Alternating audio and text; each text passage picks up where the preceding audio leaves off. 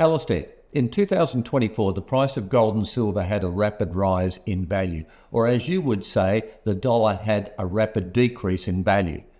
Both metals saw an increase of approximately 35%. So far in 2025, gold is up 38% and silver over 40%. Have people missed the boat, or is there still some time to exchange fiat for real money and watch gold and silver continue their dramatic rise even further? Well, people have missed the, if you like, the rise that we've seen so far. But the idea that they've missed the boat, I think, is because it's being looked at the wrong way around. It's not gold going up, it's the dollar going down. If you believe that the dollar is no longer going to go down, then, you shouldn't be buying gold. If, on the other hand, like most of us, you can actually see the dynamics driving the dollar lower, which I would say is geopolitical factors, economic factors, and also the entire fiat currency system, which is 54 years old, is just running out of steam. Now, on that basis, it would appear that the dollar is going to continue to go down. So have you missed out on buying gold? I mean, the answer is no, certainly not. And the same would be true of silver. And the same, incidentally, would be true of most commodities.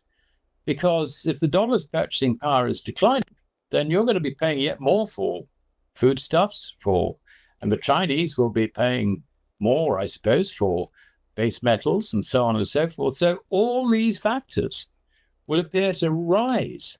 But in fact, what's happening is it's the currency going down. And I think that more and more people will begin to understand this over the next year to 2 years. And we mustn't take lightly at all the consequences of the end of the fiat currency era, which is obviously what is happening, or it's obvious to some of us, and it'll be increasingly obvious to the entire investment community. So in terms of looking at it from the point of view of whether I should buy gold or not, it's certainly underowned. I mean, very, very few investors actually have physical gold because apart from anything else, it's not a regulated investment. So no investment professional is going to put gold into a portfolio because he's got to argue about it with the compliance officer. Instead, he might put in some ETFs. If you look at ETFs, yes, they are now growing, if you like, but not at any sort of pace to reflect bullishness in the general investment community. That's yet to come.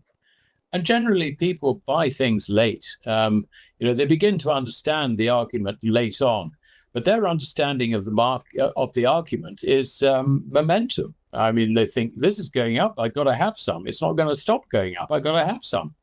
And then there will be a Damascene conversion when they realize that it's not gold going up, but it's their currency going down. And this is why I always say, get the hell out of credit, because that's your problem. It's not gold going up. Yeah, it is interesting. Graham Daniels, and I must refer to him, but as his father would say, gold simply confirms the absolute mismanagement of governments and the debasement of fiat currency. It's as simple as that. And they will continue to debase their currency because they do not know any other way. So we can count on gold, silver continuing to escalate. I mean, nobody puts it better than Alistair, but that's just confirmation of what Alistair's saying. No, absolutely.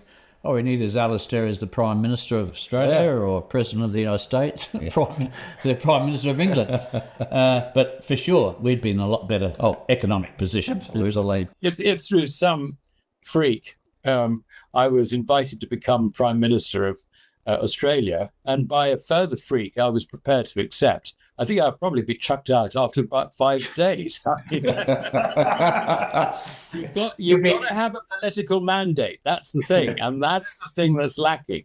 I mean, I'm sure there are plenty of politicians in Australia who actually do understand the problem, but they cannot grasp the nettle because there is no support from them in the electorate. The electorate stands to lose benefits. They don't want to vote for that. Turkey's voting for Christmas. What? It's not going to happen.